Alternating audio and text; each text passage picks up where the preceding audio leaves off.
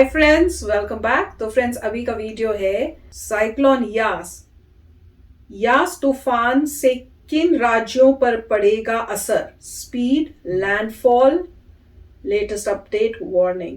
तो चलो friends, video शुरू करते हैं और पता करते हैं डिटेल्स। और यस फ्रेंड्स, जिन जिन के एरियाज में ये आने वाला है या आ रहा है, आप लोग be safe and we'll pray कि ज्यादा जो नुकसान ना हो, क्योंकि साइक्लोन्स यहाँ यूएसए में भी बड़े आते हैं, टोर्नेडो, साइक्लोन्स और ये सब, और इतना तूफान और वो सब होता है और इतनी डिस्ट्रक्शन होती है जब भी वो आते हैं। तो वीडियो शुरू करते हैं और पता करते हैं डिटेल्स। पर उससे पहले अगर आप चैनल पर नए हो और आपने अभी तक सब्सक्राइब नहीं किया तो जल्दी से पहले सब्सक्राइब के बटन और बेल आइकन को क्लिक कर लो, ताकि आपको हमारे सारे न्यू वीडियोस के नोटिफिकेशन मिल जाएं जैसे हम अपलोड करें। अगर आपको वीडियो पसंद आता है प्लीज लाइक एंड शेयर। और हमारा दूसरा चैनल, ट्विटर, इंस्टाग्राम अकाउंट, सबके डिटेल्स है डिस्क्रिप्शन बॉक्स में, उनको भी सब्सक्राइब और फॉलो कर लेना। चलिए शुरू करते हैं।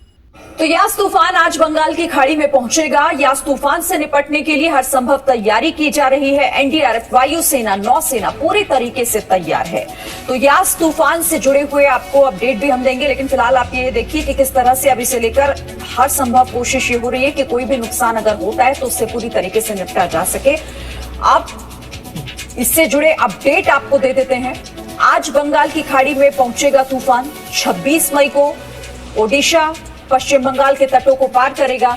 रविवार को प्रधानमंत्री ने इसे लेकर हाई लेवल समीक्षा बैठक भी की। रविवार को वायुसेना ने 21 टन राहत सामग्री पहुंचाई। वायुसेना ने एनडीआरएफ के 334 जवानों को भी पहुंचाया है। कोलकाता, पोर्ट ब्लेयर में राहत सामग्री जवानों को भी पहुंचाया गया। ओडिशा में 14 जिलों में हाई अलर्ट जारी किया गया है। ओडिशा में एनडीआरएफ की 22 टीमें तैनात हैं। तूफान की वजह से एहतियातन 19 ट्रेनों को रद्द भी कर दिया गया है। इसके अलावा तूफान की रफ्तार जो है वो 155 से 165 किलोमीटर प्रति घंटा रहने का अनुमान एक लगाया जा रहा है। रफ्तार 185 किलोमीटर प्रति घंटा तक भी पहुंच सकती है। नौसेना के 4 जहाज बचाव राहत के लिए पूरी तरह तैयार रखे गए हैं। विशाखापट्टनम में आईएनएस डेगा, आईएनएस रजाली भी पूरी तरह तैयार है। वायुसेना के 11 परिवहन विमान और 25 हेलीकॉप्टर तैयार हैं। बिहार और झारखंड में भी इसका असर दिख सकता है, तो तैयारी वहां पर भी है। तो देखिए, अभी ताउते तूफान की बर्बादी से देश संभला नहीं है और एक दूसरा तूफान यास तबाही मचाने को तैयार है। ताउते ने भारत के पश्चिमी इलाकों में तबाही मचाई। यास का खतरा पूर्वी हिस्से में मंडरा रहा है।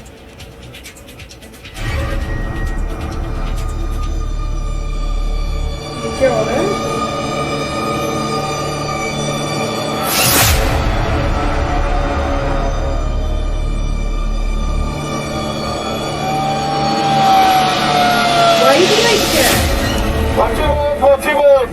इंडियन कोस्ट गार्ड को पहुंचे। समुद्र और तूफान आने वाला है। आप लोग को अनुरोध, आप लोग चला जाइए।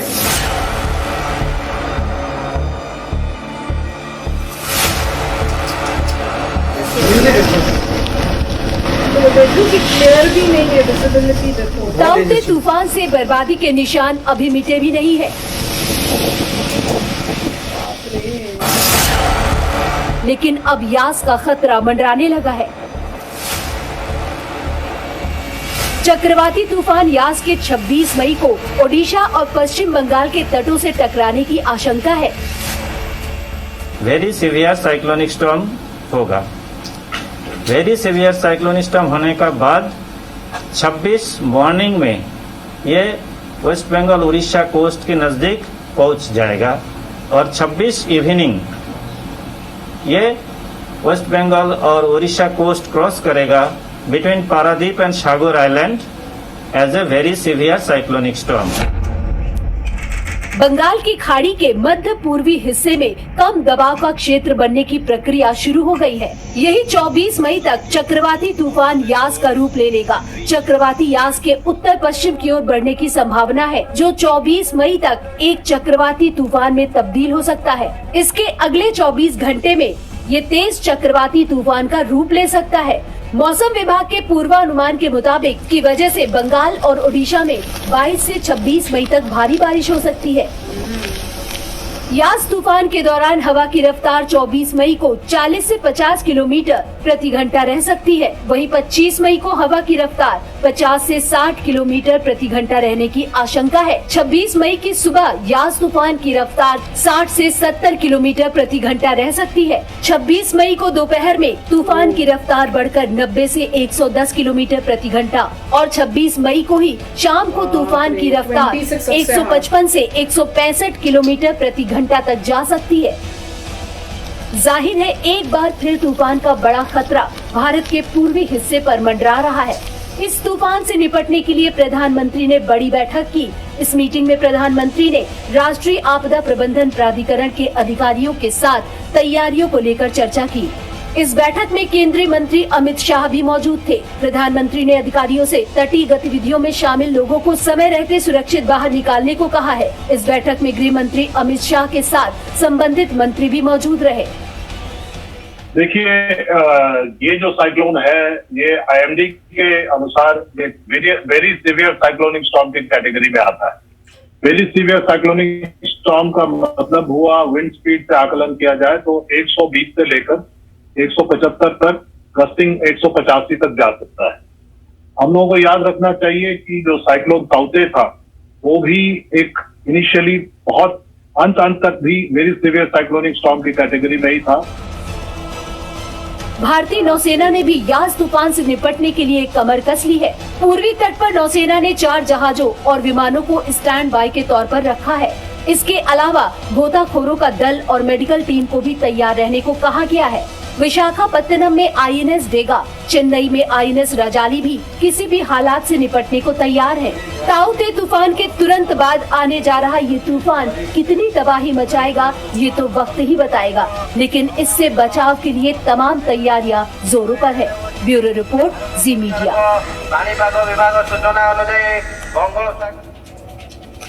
तो देखिए, ताउते तूफान जिस तरीके से उसने कई राज्यों को प्रभावित किया था, इसी तरह से अब यहाँ पर यास तूफान भी तबाही मचाने के लिए तैयार है। ताउते तूफान से प्रभावित राज्य कौन कौन से रहे ये आपको बता देते हैं, जिनमें लक्षद्वीप, केरल, कर्नाटक, गोवा, महाराष्ट्र, गुजरात, ये वो राज्य रहे जहां पर ताउते तूफान ने तबाही मचाई। इससे प्रभावित हुए। अब यास तूफान कहां पर प्रभाव पहुंचा सकता है, तो वो यहाँ पे पश्चिम बंगाल और यहाँ पे ओडिशा, आ रहा है। ये 2 राज्य ऐसे हैं जो यास तूफान से प्रभावित होंगे।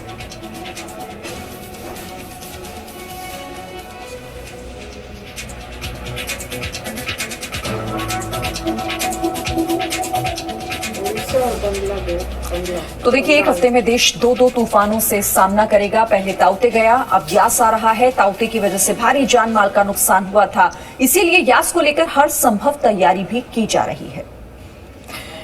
तो देखिए, अब तूफानों के नाम को लेकर आपके मन में भी कई बार सवाल उठते होंगे कि आखिर इसके नाम कैसे तय होते हैं। तूफानों के एक से एक नाम भी लोगों की दिलचस्पी का विषय बने रहे हैं।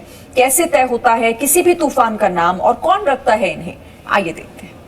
US में भी तो ऐसी था ना, क्या कौन रखता है, कैसे होता है।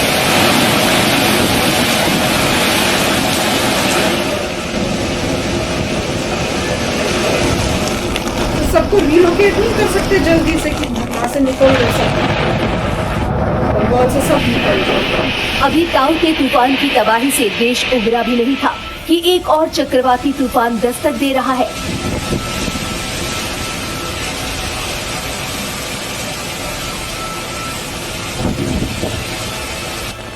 ताउते ने पश्चिम से आकर तबाही मचाई थी, लेकिन अब तबाही पूर्व दिशा से आ रही है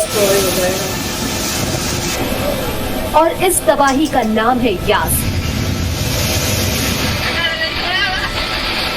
इस तूफान को यास नाम ओमान ने दिया है, जिसका मतलब होता है निराशा। इससे पहले आए ताउते तूफान को नाम म्यांमार से मिला था। ये नाम म्यांमार में पाई जाने वाली छिपकली की एक प्रजाति का है। आप सोच रहे होंगे कि आखिर तूफान का नाम क्यों रखा जाता है और किस आधार पर रखा जाता है। इसलिए तूफान के नामकरण को लेकर हम आपको कुछ दिलचस्प बातें बताएंगे। यास और ताउते तूफान से पहले भी टीना, कटरीना, रीटा, नरगिस और लैला जैसे नाम तूफानों के रखे गए हैं। 19वीं शताब्दी के आखिरी वर्षों में ऑस्ट्रेलिया में एक व्यक्ति ने समुद्री तूफानों को नाम देना शुरू किया था। बाद में इस व्यक्ति ने उन नेताओं के नाम पर तूफानों का नामकरण शुरू कर दिया जो उसे पसंद नहीं थे।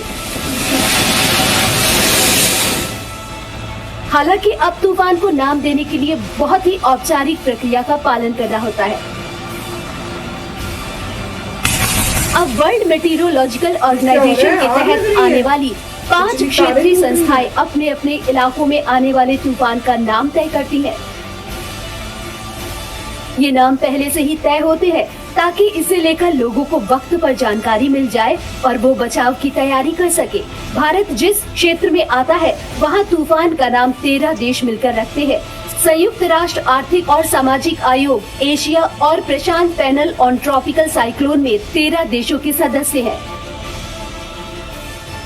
इनमें Bharat, Bangladesh, Myanmar, Pakistan, Maldives, Oman, Sri Lanka, Thailand, Iran, Qatar, Saudi Arab, संयुक्त अरब अमीरात और यमन है जो चक्रवात का नाम तय करते हैं। तो फ्रेंड्स, बहुत ही गंदी न्यूज है।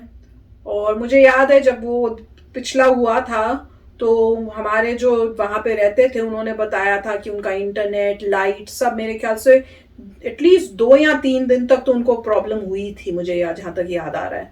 और अब एक ये और आ रहा है। तो पहले आया इस साइड से, अब आ रहा है इस साइड से। और मैं यही सोच रही थी कि जब हमारे यहाँ यूएसए में भी ये सब आते हैं तो इतनी डिस्ट्रक्शन हो जाती है, इतनी डिस्ट्रक्शन होती है जब न्यूज में देखो। और इतना मतलब उस टाइम जो गलत एलिमेंट्स होते हैं उसका सिचुएशन का फायदा उठा के दुकानों को लूटना, उस टाइप से भी न्यूज में आता है। तो आई जस्ट होप इंडिया में वो सिचुएशन हो, क्योंकि अभी उन्होंने पहले से ही सारे जो है प्रिकॉशंस लेने की कोशिश की है कि जितनी जरूरत जो हो, आर्मी है वहां पे सब है तो वो हेल्प कर सकें। पर मुझे यही है कि अगर वार्निंग आ जाए तो क्या सबको इवैक्यूएट क्यों नहीं कर देते हैं वहां से, हट जाए जहाँ पे इतना है, क्योंकि डिस्ट्रक्शन होएगी तो कैसे बचाएंगे इतने लोग, इतना घर सब। कोस्टल एरिया में तो होता है, कोस्टल एरिया में तो वो लोगों को बोलेंगे वहां से इवैक्यूएट कराएंगे। और नॉर्मली ये होता है कि बोलते हैं इवैक्यूएट करने के लिए, मगर आप किसी को फोर्स नहीं कर सकते। अगर कोई बोलता है कि मैं अपने घर में बैठूंगा, आप उसे फोर्स नहीं कर सकते। वो अगर जो भी उसको होता है वो उसकी रिस्पॉन्सिबिलिटी है। मगर सिटी ज़रूर बोलती है कि आप जाइए। जैसे फ्लोरिडा में एक बार आया था तो इमेजेस आई थी कि पूरे रोड्स भरी हुई हैं, सब लोग फ्लोरिडा छोड़ के जा रहे हैं, मतलब जो भी कोस्टल एरियाज में थे। और फिर जब चला गया स्टॉर्म तो वापस आए। तो और कुछ लोग थे जो कहते नहीं मैं तो वहीं यहीं रहूंगा, मेरे को अपने घर को प्रोटेक्ट करना है, मेरे को दुकान को प्रोटेक्ट करना है। वो बाहर से पूरी लकड़ी से उन्होंने पूरी विंडोज क्लोज कर दिया, सब कुछ क्लोज कर दिया, नीचे बेसमेंट आ गए, बेसमेंट में चले गए, या पूरा घर को क्लोज करके आसपास शेल्टर में चले गए। तो कुछ लोग थे जो नहीं गए, मैक्सिमम लोग छोड़ के चले जाते हैं। मगर कुछ होते हैं जिनको लगता है कि ये बहुत इंपॉर्टेंट है, अगर ये गया तो मैं गया, क्योंकि घर है, कोई पता नहीं होता बाद में क्या हो, कौन आके। हाँ, तो नॉर्मली ऐसे एरियाज में ऑलरेडी इंश्योरेंस होती है, फ्लड इंश्योरेंस ले लेनी चाहिए। और कई जगह पे तो मैंडेटरी है कि इस जगह पे अगर घर खरीदते हैं तो आपको फ्लड इंश्योरेंस लेनी पड़ेगी, आपको जो भी इंश्योरेंसेज हैं वो आपको लेनी पड़ेंगी। तो काफ़ी, मगर मैंने भी कई बार देखा कि मोस्ट पीपल छोड़ के चले जाते हैं, मगर कुछ लोग नहीं जाते। उनको ये होता है कि नहीं, अगर ये चीज़ चली गई तो हमारे पास और कुछ है ही नहीं बचने के लिए, तो डेंजरस है। और काफ़ी मतलब डिस्ट्रक्शन वाली बात है। नॉर्मली मैंने यही देखा है कि ह्यूमन बींग्स को इवेंचुअली जहाँ पे ज़्यादा स्टॉर्म आते हैं, ह्यूमन बींग वहाँ रहना छोड़ देते हैं। यही होगा अल्टीमेटली। जब 2 बार आएंगे, लोग कहेंगे टू मच हो रहा है, बार बार इस एरिया में आ रहा है, तो थोड़ा पीछे होते चले जाएंगे कि वहाँ तक प्रॉब्लम ना हो। फिर वही से होता है कि एरिया बन जाएगा जहाँ कोई रहता ही नहीं है, क्योंकि स्टॉर्म होते हैं। या लोग टेम्पररी घर बनाते हैं, उनको पता है 2-4 साल में टूट जाएगा स्टॉर्म की वजह से, मगर एज अ बीच फ्रंट बना दिया, किराए पे दे दिया कि किसी को कि रहने के लिए, और टेम्पररी चीज़ें, तो उस तरीके से। मगर काफ़ी डेंजरस लग रहा है। आई होप कि जो लोग निकल सकते हैं वहाँ से निकल जाएं, और अब तो पता लगेगा। मगर ये बहुत डेंजरस चीज़ है, बहुत लोगों का बहुत मतलब लॉस हुआ है, हमारा भी लॉस हो चुका है कई बार इन्हीं स्टॉर्म्स की वजह से। तो फ्रेंड्स, आप भी सेफ रहना, और होप यही करेंगे कि ज़्यादा मतलब स्ट्रॉन्ग ना हो, या मतलब कई बार ऐसे भी होता है कि वहाँ पहुँचे ही ना, वहाँ पहुँचने से पहले ही कूल डाउन हो जाए या कुछ उस टाइप से हो जाए। पर जो वहाँ पे हैं, जस्ट बी सेफ, प्रे करेंगे कि डिस्ट्रक्शंस ना हो। तो फ्रेंड्स, चलते हैं, मिलेंगे नेक्स्ट वीडियो में बहुत ही जल्द। Till then please take care and bye bye. तो अगर आप मेरे इस चैनल पे नए हो तो जल्दी से सब्सक्राइब के बटन को हिट करो और बेल आइकन को क्लिक करो, ताकि आपको मेरा जब नया वीडियो मैं लगाऊं आपको उसके बारे में जल्दी से पता चल जाए।